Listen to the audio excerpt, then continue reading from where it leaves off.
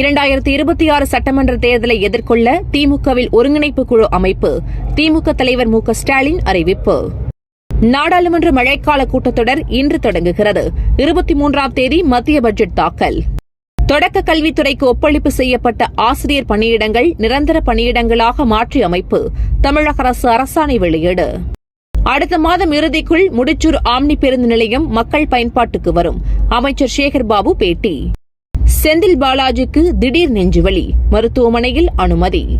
கன்னியாகுமரி சுற்றுலா தலத்தில் கடல் சீற்றம், பயணிகள் கடலில் இறங்க தடை. SC/ST இனத்தவருக்கு எதிரான வன்முறைகளை தடுக்க ஆட்சியில் இருந்த அரசுகள் தவறிவிட்டன. திருமாவளவன் குற்றச்சாட்டு. பிரதமர் மோடி ஆட்சியில் நீட் தேர்வால் மருத்துவத்துறை சீரழிகிறது. செல்வ பெருந்தகை குற்றச்சாட்டு. நாடாளுமன்ற துணை சபாநாயகர் பதவியை வழங்க வேண்டும், காங்கிரஸ் வலியுறுத்தல். 38% பெண் எம்பிக்களை கொண்ட ஒரே கட்சி திரிணாமுல் காங்கிரஸ், மம்தா பானர்ஜி பெருமிதம். KRS அணையிலிருந்து வெளியேற்றப்படும் நீரின் அளவு அதிகரிப்பு, 50,000 கன அடியாக உயர்வு. சீனாவைப் போல் வளர வேண்டுமானால் பொருளாதார கொள்கைகளில் மாற்றம் தேவை, மத்திய அமைச்சர் நிதின் கட்கரி கருத்து. வங்காளதேசத்தில் வன்முறை நீடிப்பு, போராட்டக்காரர்களை கண்டதும் சுட உத்தரவு. ஏமன் துறைமுகம் மீது இஸ்ரேல் தாக்குதல், 3 பேர் பலி, நேதன்யாகு பகிரங்க எச்சரிக்கை.